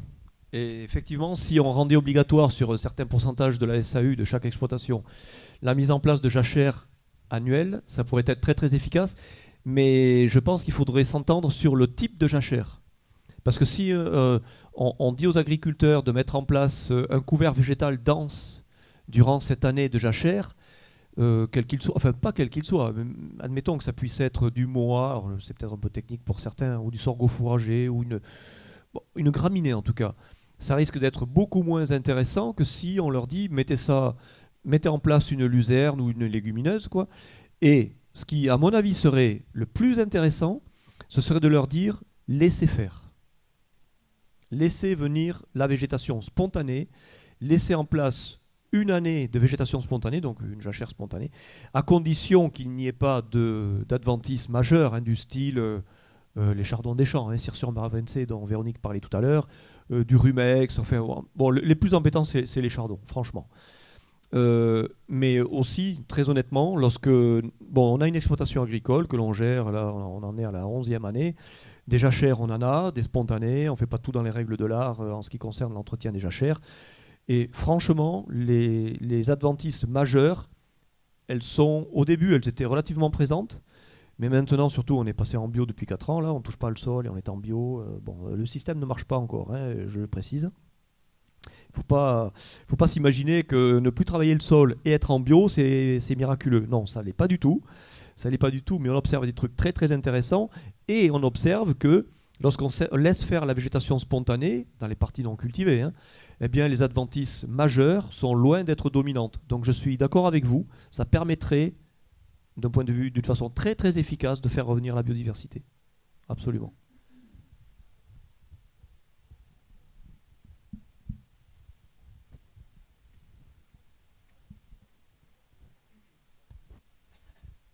Bonjour. Je voudrais revenir sur ce que vous étiez en train de dire. Un système agricole sans travail du sol et sans produits chimiques, pour le moment, on aimerait y arriver, mais c'est un petit peu difficile. Pour revenir au glyphosate, est-ce que vous pensez qu'il vaut mieux travailler en agriculture biologique sans travail du sol, ou plutôt faire une agriculture de conservation avec un usage de produits phytosanitaires? Alors ça, c'est la question très difficile. Tout dépend de l'intensité du travail du sol et tout dépend de la quantité de glyphosate, très très honnêtement. Et ensuite, tout dépend des indicateurs que vous regardez pour voir l'impact de toutes ces pratiques-là. Alors, si vous regardez les mycorhizes dans un système bio qui travaille peu ou prou le sol, ben les mycorhizes ne vont pas être très très développées dans le sol, bien qu'on soit en bio, mais ça c'était absolument évident. Si vous êtes... donc il n'y a pas de réponse oui ou non, je suis désolé. C'est impossible de répondre oui ou non à une question comme ça. Si vous êtes en terrain argilo-calcaire avec dominante d'argile dans le sol et présente de calcaire, donc un terre fort, en fait voilà, on appelle ça un terre fort, hein. C'est un sol avec une très très forte stabilité structurale. Alors là, que vous soyez sur terrain plat ou en coteau, vous allez avoir très peu d'érosion dans votre parcelle. Donc même si vous travaillez votre sol, je suis un cas bio qui travaille le sol, hein, vous allez avoir très peu d'érosion, donc voilà, vous n'allez pas perdre de sol et ça c'est une très très bonne chose. Ceci dit, vous serez toujours dans une situation avec très peu de mycorhizes. Maintenant, si vous regardez l'impact des produits phytosanitaires, étant donné que ce système-là est en bio, quelle que soit la texture du sol, vous êtes en bio, eh bien l'impact est nul. Et donc pour la biodiversité, c'est fabuleux. C'est un système vraiment vertueux en ce qui concerne le respect de la biodiversité aérienne, puisqu'on a compris que la biodiversité souterraine, elle est plutôt atteinte par le travail du sol.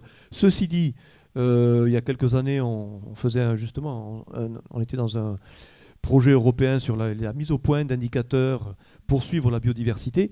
Eh bien, on avait plusieurs exploitations, et parmi celles que l'on suivait, d'ailleurs, le cas français s'est retrouvé le plus riche en biodiversité parmi les 12 pays participants. Eh bien, chez nous, en abeilles aussi, et en vers de terre, l'exploitation qui possédait qui a manifesté la plus grande abondance de vers de terre, c'était une exploitation en bio travaillant beaucoup le sol. Alors là, on ne comprenait pas. Et du coup, on a posé la question à l'agriculteur, mais pourtant, vous labourez, vous nous l'avez dit, puis nous, on voyait les champs labourés. Et il nous a dit, je laboure en plein été, quand il fait très chaud, très sec, et je laboure pas très profond. Les vers de terre sont en profondeur. Alors les épigées, ceux qui vivent toujours en surface, ils y passent. Hein. Qu'on laboure à 25 cm ou 30, ou qu'on travaille les 5 premiers centimètres, les épigées, ils y passent. Mais les deux autres catégories étaient largement représentées. Et c'est même chez lui que les vers de terre étaient les plus abondants, parce qu'il faisait attention, pour respecter les vers de terre, à ne labourer qu'en été, lorsqu'il faisait très chaud, très sec. Comme ça, il passait au-dessus des vers de terre. Voilà. Maintenant, je me mets dans l'autre cas, l'autre exploitation, en chimie, mais en agriculture de conservation, pratiquant bien les 3 piliers, les fameux 3 piliers de l'agriculture de conservation. À ce moment-là, ça permet, et ça c'est démontré, contrairement à ce que beaucoup de personnes disent, il est démontré que lorsqu'on utilise bien, lorsqu'on applique parfaitement dans toutes les règles en respectant les règles de base de l'agronomie, ces 3 piliers-là, on est capable d'utiliser moins d'herbicides qu'un agriculteur en conventionnel, mais pratiquant le labour. Et à ce moment-là, lorsqu'on est dans un tel cas d'agriculture de conservation performante, si l'on regarde les indicateurs, les bioindicateurs du sol, ils sont très bons. Et il y a beaucoup de mycorhizes, il y a une microbiologie du sol très très active, la micro, méso, macrofaune est très représentée, donc franchement on a un sol qui fonctionne très très bien. Là aussi, il est démontré que les plantes sont beaucoup moins atteintes par les bioagresseurs que sont les pathogènes, les maladies et les ravageurs. Du coup, baisse très importante d'utilisation des insecticides et des fongicides. Donc on respecte là aussi pas mal, pas autant qu'en bio, ça je suis d'accord, hein, mais un tel système va respecter pas mal la biodiversité aérienne. Et finalement, on peut être en présence d'une exploitation, certes en chimie, pas en bio, mais appliquant tellement bien les principes agronomiques de base dans le cadre de l'agriculture de conservation qu'on est dans une situation où la biodiversité est réellement très présente. Donc voilà, c'est au cas par cas que l'on peut se rendre compte de l'intérêt de tel ou tel système. Mais honnêtement, je ne prends pas le risque de répondre de façon brutale, catégorique, en disant c'est la bio avec travail du sol ou c'est la chimie en agriculture de conservation, mais utilisant peu d'intrants. Honnêtement, je n'ai pas la réponse. Voilà, c'est pas la même biodiversité qui est atteinte ou respectée dans un cas et dans l'autre. Du coup, c'est très difficile de répondre à cette question-là. Les deux systèmes sont très intéressants, honnêtement. Et l'idéal, ça serait d'arriver un jour à mettre au point un système en agriculture de conservation bio, mais sans jamais travailler le sol. Et ça, pour l'instant, ça n'existe pas. Tout à l'heure, dans la salle, il y avait Félix Noblia, qui, comme nous, essaie de mettre ceci en place.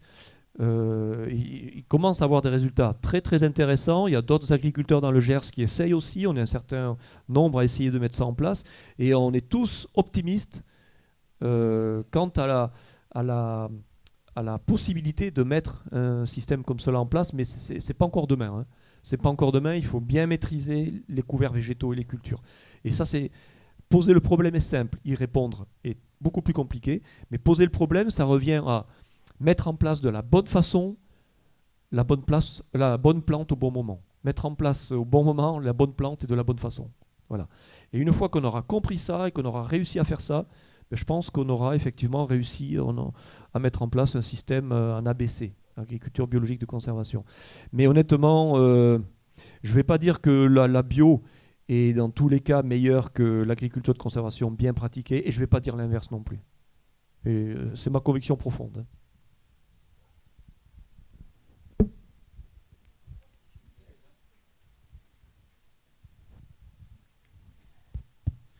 Oui, vous avez parlé du glyphosate. Est-ce que, d'après vous, le glyphosate n'a pas de conséquences sur la santé humaine lorsque on sait, en général, et vous voulez de le dire, que les métabolites du glyphosate qui ont pénétré dans la plante, ils circulent et nous les ingérons. Oui, alors, absolument. Actuellement, donc c'est pour aller plus loin, il est question sur le plan européen d'interdire le glyphosate, de l'autoriser, on ne sait pas trop. Les expérimentations qui ont été faites, semble-t-il, montrent qu'il y a des conséquences graves chez des petits animaux expérimentaux. Et comment se fait-il qu'on parle, disons, aussi facilement, on continue le glyphosate, on utilise le glyphosate, et on ne sait pas pour combien d'années. Oui. Alors, concernant le glyphosate, il y a un papier qui est sorti l'an dernier, non, même 2017, il vient de sortir. Un papier qui vient de sortir qui démontre de façon très claire, c'est une synthèse bibliographique, qui démontre de façon très claire les effets tout à fait toxiques du glyphosate sur l'environnement et sur la santé des animaux sauvages, on va dire, hein, mais aussi de l'homme. Ça, aujourd'hui, ça y est. En tout cas, le papier, il arrive à la conclusion que c'est un produit toxique. Voilà. Et ça, moi, je ne travaille pas là-dessus, hein, donc je ne vais pas contester, je ne vais pas donner mon propre avis. Là-dessus, j'en ai pas. Donc, je regarde les résultats publiés par des spécialistes. Et ça y est, il y a une synthèse bibliographique qui vient de sortir, donc, comme je viens de le dire, c'est un produit toxique. Mais malheureusement, si aujourd'hui on enlève le glyphosate, on peut s'en passer du glyphosate. Hein. On peut s'en passer. Des gens en chimie démontrent qu'ils peuvent s'en passer en conventionnel. Mais ceci dit, ils utilisent d'autres herbicides. Et aujourd'hui, c'est le glyphosate qui est sous les feux de la rampe. Mais s'il disparaît, au bout de quelques années, ça sera un autre herbicide ou d'autres herbicides au pluriel qui seront sur la sellette. Et on arrivera aux mêmes conclusions. C'est ça le problème. Donc moi, je ne suis pas pour dire il faut arrêter les pesticides du jour au lendemain. Je souhaiterais que l'agriculture puisse aujourd'hui se faire de façon biologique partout dans le monde. Mais ça, c'est un rêve. Voilà. Mais moi je l'aimerais bien, et je pense qu'on est nombreux à le souhaiter, à souhaiter que cela soit possible un jour. Surtout qu'il a été démontré que l'on pourrait nourrir la planète avec des systèmes agroécologiques et même bio. Ça, c'est démontré. Mais passer du jour au lendemain, en France en tout cas, à une agriculture sans pesticides, sans changer les systèmes de production fondamentalement, c'est-à-dire la construction des systèmes de production, et surtout sans changer la nature du sol, et ça prend des années, c'est courir à la catastrophe en termes de niveau de production. Mais ça, c'est évident aussi. Donc, moi, je le souhaite comme vous, utiliser le moins possible de pesticides et un jour, si possible, plus, mais ça ne va pas se faire du jour au lendemain. Et concernant le glyphosate, on pourrait s'en passer, mais parce qu'il y a d'autres herbicides. Voilà. Et en agriculture de conservation, puisque l'on dit que l'agriculture de conservation ne peut pas s'en passer, il faut commencer par bien réaliser, c'est ce que je disais tout à l'heure, que l'agriculture de conservation bien pratiquée, elle permet de réduire, mais très très fortement, les quantités d'herbicides, y compris de glyphosate. Les systèmes les plus performants en agriculture de conservation utilisent moins de glyphosate que les systèmes en labour. Mais de là à dire qu'ils peuvent s'en passer complètement, aujourd'hui, c'est la réponse, malheureusement, elle est non.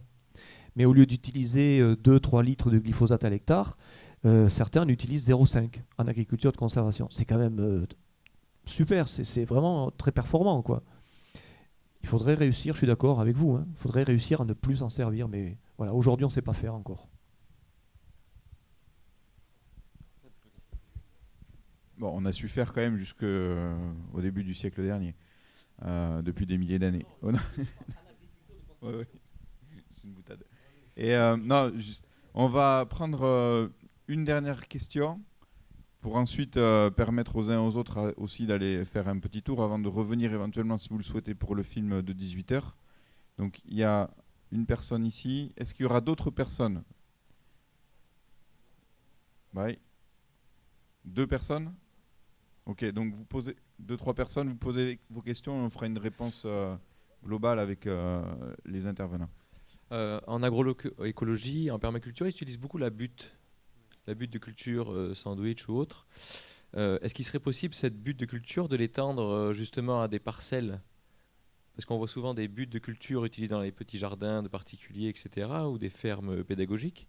Mais est-ce qu'elle pourrait être utilisée, moi je ne sais pas, à plus grande échelle, sans penser qu'une grande parcelle est bénéfique à la culture? Parce qu'on sait toujours que là, on a vu l'exemple, par exemple, dans le 02, là, de cet agriculteur qui a remembré en fait sa parcelle et qui antonymement en fait a retrouvé sa faune et sa flore revivre, mais lui-même n'est pas passé en bio.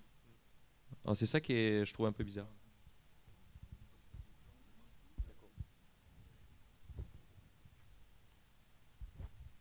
Alors, bonjour, je vous remercie pour votre intervention qui était très très très intéressante.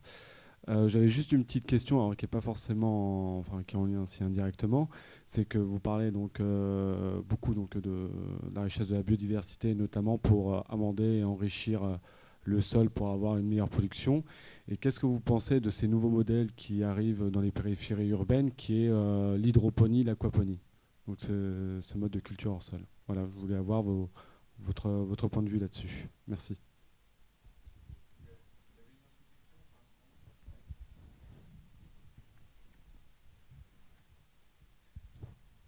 Oui, je voulais faire le témoignage de quelqu'un qui, après avoir traité du blé avec du D6, est devenu impuissant du jour au lendemain.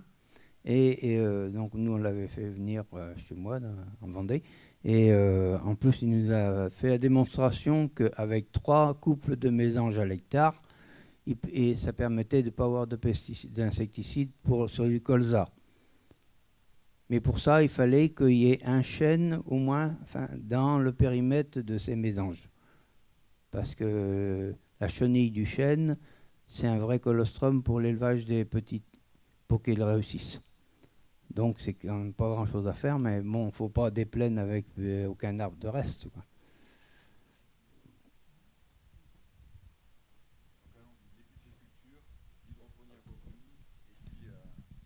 Alors les buts de culture.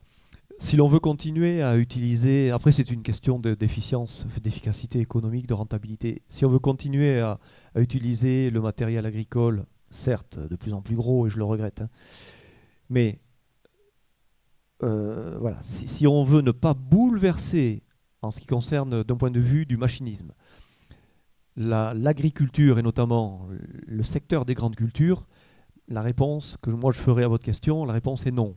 Mais, et le mais est vraiment important, qu'est-ce qui fait le cœur du système de culture sur but en permaculture?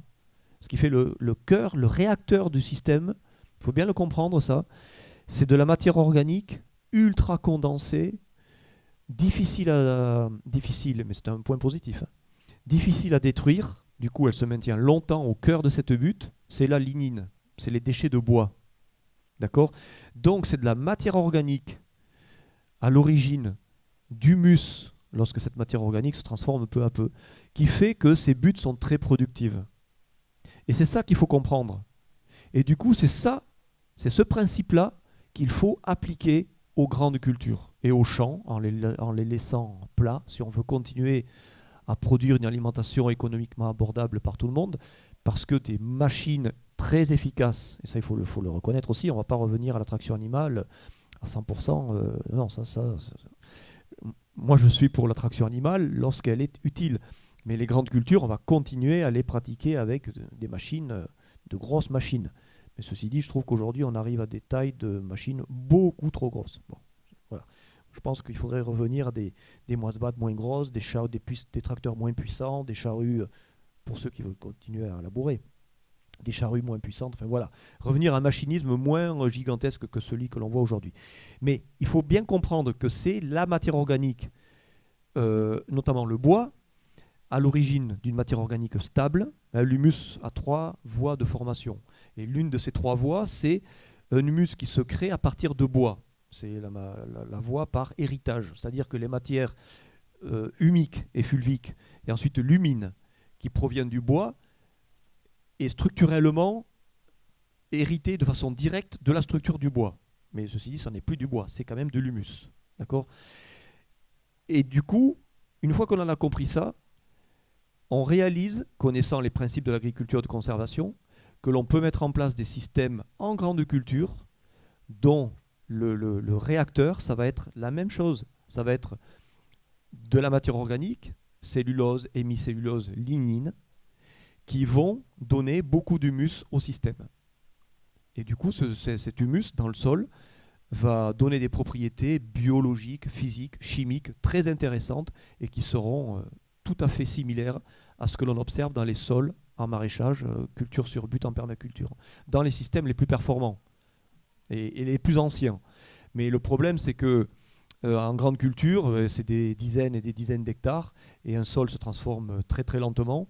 Donc on constate des améliorations de sol beaucoup plus rapides dans des jardins que l'on transforme avec des buttes en apportant beaucoup de matière organique, de compost, de bois au cœur des buttes, etc. Le sol devient rapidement très fertile et beaucoup plus rapidement qu'en grande culture parce que c'est un problème de moyens et de surface beaucoup plus difficile à gérer, quoi. Voilà. Mais il faut bien comprendre qu'il y a une certaine analogie. Et du coup, il faut faire en sorte qu'en agriculture, en grande culture, l'humus soit à nouveau le cœur de la productivité du système, quoi. Et c'est faisable. C'est faisable. Bon, je ne vais pas tout répéter, mais il faut travailler le sol le moins possible. Et si possible, plus du tout. L'aquaponie. Alors, l'hydroponie, franchement, c'est la culture hors sol. Et moi, je ne vois aucun intérêt à pratiquer l'hydroponie. Non, la terre, elle fait très bien son boulot, autant se servir du sol. Je parle bien de l'aquaponie, hein, de l'hydroponie.